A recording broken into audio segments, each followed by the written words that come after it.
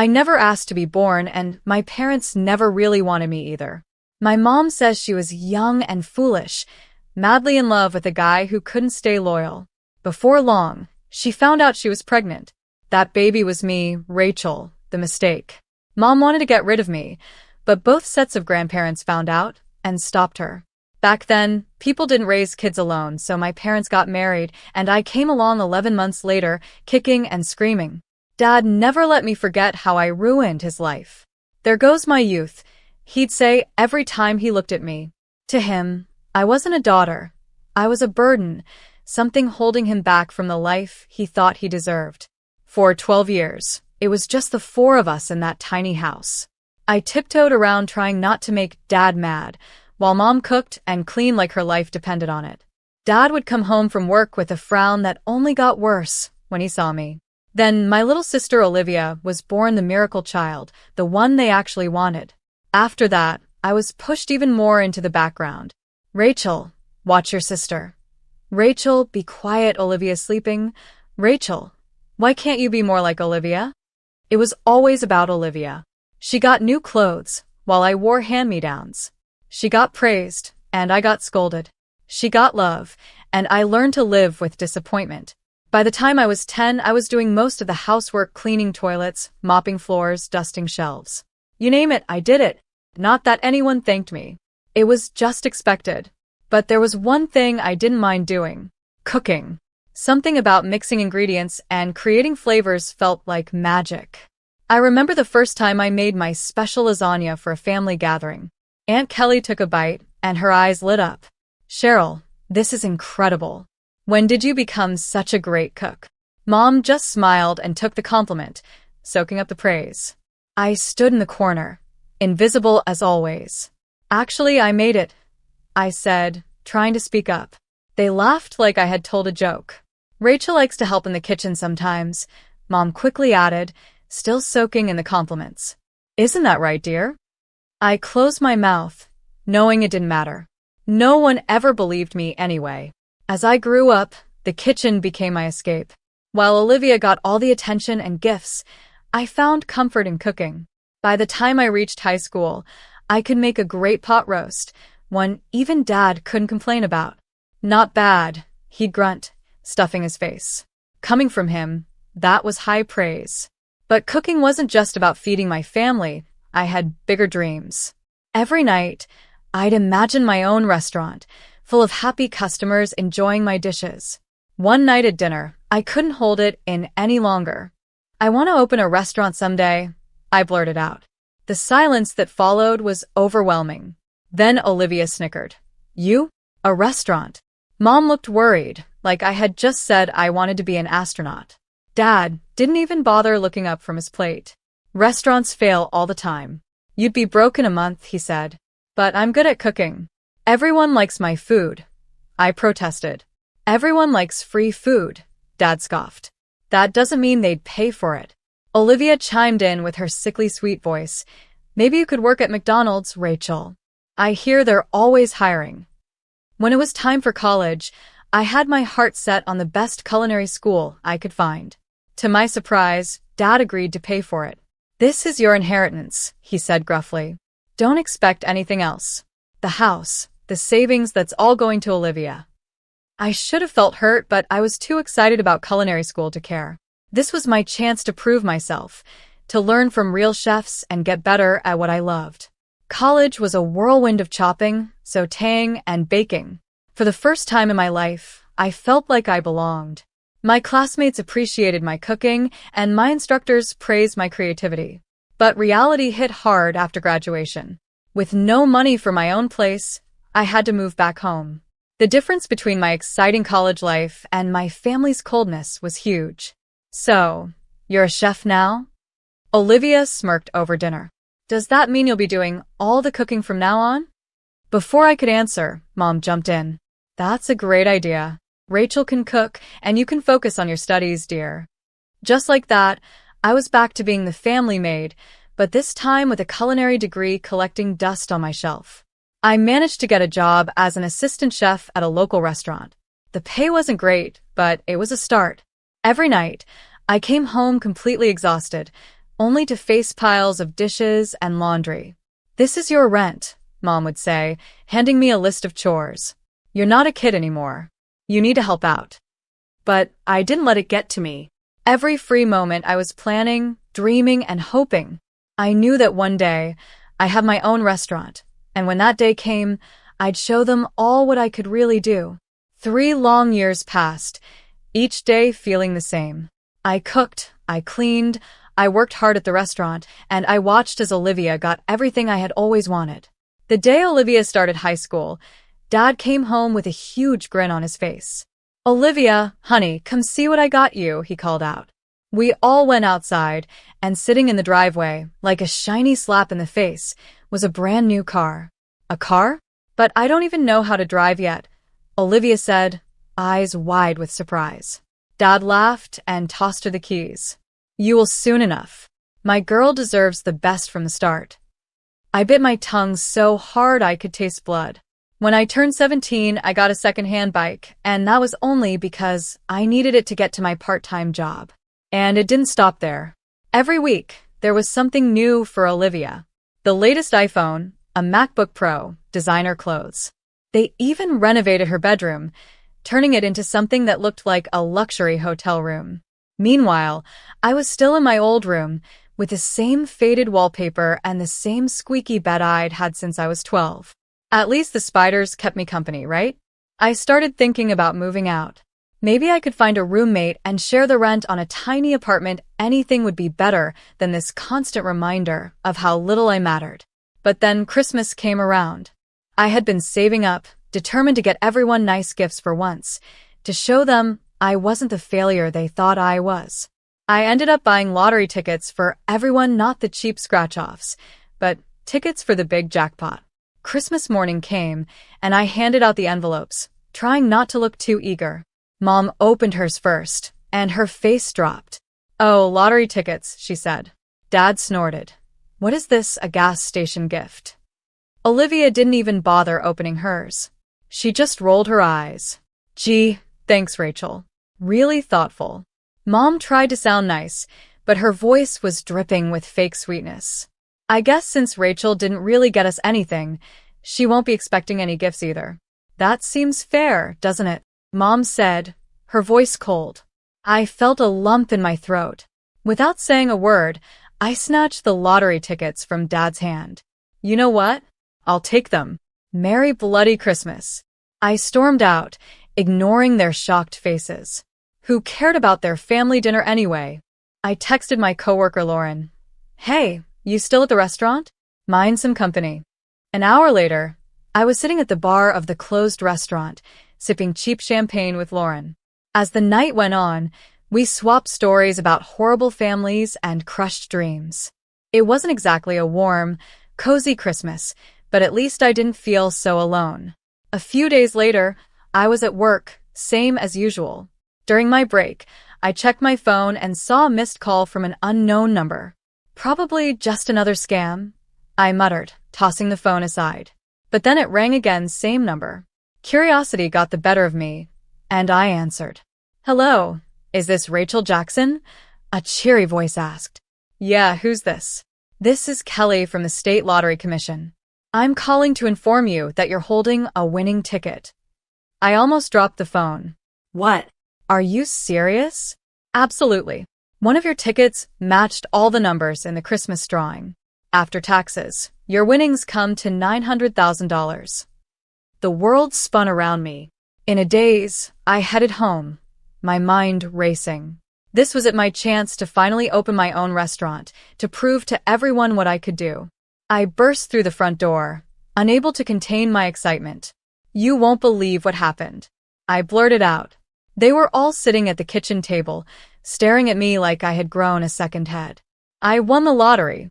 One of the tickets, the one I was going to give Mom, it won $900,000 after taxes. For a moment, there was stunned silence. Then Olivia's shrill voice broke the quiet. "That money belongs to us," she screeched. "You bought those tickets as gifts for Mom and Dad. Anything that belongs to them belongs to me." It felt like a slap in the face. "No, they gave the tickets back to me. They're mine," I said, trying to keep my voice steady. Mom and Dad exchanged a glance. Then Dad spoke slowly. Rachel, be reasonable. You live under our roof. You owe us. Now hand over that ticket. We'll take care of everything. I stepped back, my hand instinctively going to my pocket where the lottery ticket was. No, I said, surprising myself with how steady my voice was. This is my ticket, my win. I'm going to use it to open my own restaurant. Dad's face turned bright red. Now you listen here, young lady. No, you listen, I shouted, all the frustration from years of being treated like I didn't matter spilling out. I've spent my whole life being treated like I'm less than everyone else in this family. Well, not anymore. This is my chance, and I'm taking it. If that's how you feel, Mom said coldly, then you can get out of this house. Now. I looked at them, these people who were supposed to love me no matter what, and, in that moment, I saw them clearly for the first time. Fine, I whispered. I'm gone. I stormed upstairs, packed a few clothes and essentials into a bag and walked out. They watched me leave, probably thinking I'd be back in a couple of days, begging to return. But they couldn't have been more wrong. My first stop was the lottery office to claim my winnings. Then I headed straight to a real estate agent. I need an apartment, I told the surprised agent. Something available immediately. By that evening, I was sitting in my very own place. It wasn't much, just a small one-bedroom in a decent neighborhood, but it was mine, all mine. As I sat on the floor, I hadn't had time to buy furniture yet, eating takeout and scrolling through restaurant equipment catalogs on my phone, I felt something I hadn't felt in years. Hope. First things first, I needed a solid business plan. I spent weeks glued to my laptop, researching, crunching numbers, and planning every single detail. After what seemed like endless revisions, I finally had a plan I was proud of. Next step. Finding the perfect location. I searched the city for the right spot, and eventually, I found it a small, rundown place that had been vacant for years. The landlord almost laughed when I told him I wanted to turn it into a restaurant. Good luck with that, sweetheart, he said with a chuckle, handing me the keys. The next 4 months were a blur of hard work. I hired contractors, chose every fixture, and personally scrubbed every inch of the place. It was tough, back-breaking work, but each blister and bruise felt like a badge of honor. Finally, opening day arrived. I stood in the kitchen, my kitchen, surrounded by the staff I had personally hired and trained. When the first order came in, a rush of excitement surged through me. Let's do this, I said, tying on my apron. The first few months were a blur. I worked 20-hour days, cooking, managing, and doing whatever needed to be done. Slowly but surely, word started to spread. People loved my food not just for the taste but for the care and creativity I put into every dish. I introduced a loyalty program for regular customers, offering them special discounts and first dibs on new menu items. It was a hit, and soon I had a core group of regulars who came in so often they felt like family. But I didn't stop there. I started a delivery service, partnering with local couriers to bring my food straight to people's homes. It was a risk at first. Keeping the quality high was tricky, but it paid off. Social media also became my best tool. I posted daily specials, behind-the-scenes videos from the kitchen, and talked with customers online. My follower count grew, and so did my customer base. 3 years in, I was finally turning a profit. It wasn't a huge amount, but it was something. I even started looking for a second location. Opening the second restaurant was easier. In some ways, I knew what I was doing this time, but harder in others. I couldn't be in 3 places at once, so I had to learn how to trust my staff and delegate responsibilities. We made it work, though, and 4 years after that, I opened my 3rd location. Before I knew it, I was the proud owner of a successful restaurant chain. Me, Rachel Jackson, the girl who was never supposed to amount to anything. I won't lie, it wasn't easy. There were nights I cried myself to sleep, wondering if I'd taken on too much. Days when I wanted to quit and give up. But every time I walked into one of my restaurants, saw happy customers, and smelled the amazing food, I knew it was all worth it. One Saturday, I was in my office, going over the finances for my newest restaurant, when my phone rang. I glanced at the screen and froze. It was a number I hadn't seen in years. Home. For a moment, I thought about letting it go to voicemail, but curiosity got the best of me. I answered cautiously, "Hello? Rachel, it's Mom." Her voice was hesitant. "Look, I know we haven't been on the best terms, but we need your help. It's about Olivia." Of course, it was about Olivia. It always was. "What about her?" I asked, trying to keep my voice steady. Dad's voice came on the line. "She's in trouble, Rachel. She lost her job. They're accusing her of theft, and now no one will hire her.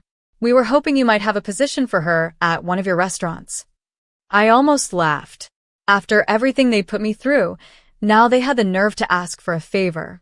But then I thought about Olivia. Despite everything, she was still my sister. "Let me talk to her," I said, and Olivia came on the line. Her voice was small and scared. "Rachel, I'm sorry for everything. I really need help." I closed my eyes and took a deep breath. "Okay," I said finally. "I'll give you a job, but listen, there's no special treatment.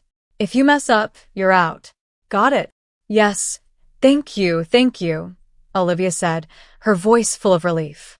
The next morning, Olivia showed up right on time. She looked nervous but determined. I started her off with some basic administrative tasks, slowly increasing her responsibilities over time. To my surprise, she took the job seriously. She paid attention during training, asked good questions, and never complained about the work. One night, as we were closing up, Olivia broke down. "I need to tell you the truth," she sobbed. "I didn't steal anything from my last job. My boss, he tried to force himself on me. When I said no, he fired me and spread rumors that I was a thief." I felt a surge of anger. "Why didn't you report him? Who would believe me over him?" Olivia wiped her eyes. "I was so scared, Rachel. I didn't know what to do." "I believe you," I said, pulling her into a hug. "And I'm going to help you, okay? We'll figure this out together." Over the next few weeks, I focused on teaching Olivia everything I knew about running the restaurant. She soaked up the information like a sponge, eager to learn and prove herself. As I watched her confidently handle a rush of customers one day, I felt both proud and uneasy. Olivia was turning out to be a quick learner and a hard worker, but a little voice in the back of my mind warned me not to let my guard down completely. At first, everything seemed perfect. Olivia threw herself into the job with more enthusiasm than I'd ever seen from her before. She was always the first to arrive and the last to leave, taking on extra shifts and volunteering for the toughest tasks. But then I started hearing whispers. At first, I brushed them off as typical workplace gossip, but the rumors kept growing louder. One day, Paul, my head chef, pulled me aside. "I think you need to know something," he said. "Your sister, she's been saying things, stirring up trouble." A chill ran down my spine. "What kind of things?" I asked. Paul looked uncomfortable. "She's been telling people they're underpaid, saying you're keeping all the profits for yourself. She's even suggested they go on strike." I couldn't believe what I was hearing. "That's ridiculous. You all know how tight our margins are. I've always been open about the finances." "We know, boss," Paul reassured me. "None of us believe it, but there's more." He went on to tell me that Olivia had been claiming the restaurant rightfully belonged to her, saying I had somehow cheated her out of her share of the family money. It felt like a punch in the gut. After everything we'd been through, after I gave her a second chance, this is how she repaid me?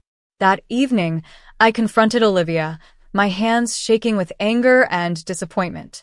"What the hell do you think you're doing?" I demanded. Olivia's face was blank, acting innocent. "What are you talking about, sis?" I told her everything I'd heard. To my shock, she just shrugged. "Oh, that," she said casually. "I was just testing the staff's loyalty, you know? Making sure they wouldn't turn on you. Looks like they passed with flying colors." I wanted to believe her really. I did, but something in her eyes, a cold and calculating glint, made me hesitate. Before I could say more, there was a frantic knock on my office door. Melissa, my assistant manager, came in looking pale and worried.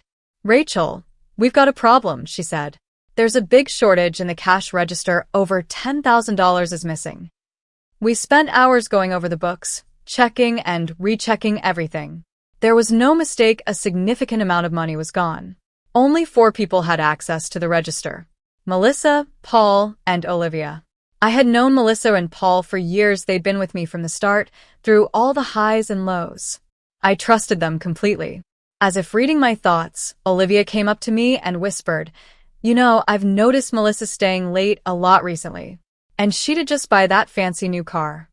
Watching Olivia walk away, I knew I had a big decision to make. I couldn't ignore this. There was too much at risk. My business, my reputation, and the livelihoods of my loyal employees. Late one night, after everyone had left, I installed hidden cameras around the cash registers. It felt wrong, like I was betraying my staff's trust, but I didn't have a choice. For days, I watched hours of boring footage, my eyes burning from staring at the screen. And then on the fifth night, I saw it. Olivia, moving quickly and secretly, opened the register. Her hands darted in and out, stuffing cash into her pockets. My heart sank. I couldn't bring myself to confront her, so I called the police. The next day, as Olivia was finishing her shift, 3 officers walked in. The look on her face shock, then anger said it all. She started thrashing around, knocking over tables and sending dishes crashing to the floor. "I deserve this money. I should be rich, not you. You stole my life," she screamed as the police took her away. I felt nothing, no sadness, no regret, just an emptiness where my love for her used to be. The next day, my parents stormed into the restaurant. Mom was crying, and Dad's face was red with rage. "How dare you?" Dad roared. "Your own sister. Drop the charges now." I stood my ground. "No. She stole from me. She needs to face the consequences." I pulled out my phone and showed them the footage of Olivia stealing. "Look," I said. "This is what your precious Olivia did. She's a thief." They watched the video, their faces going pale.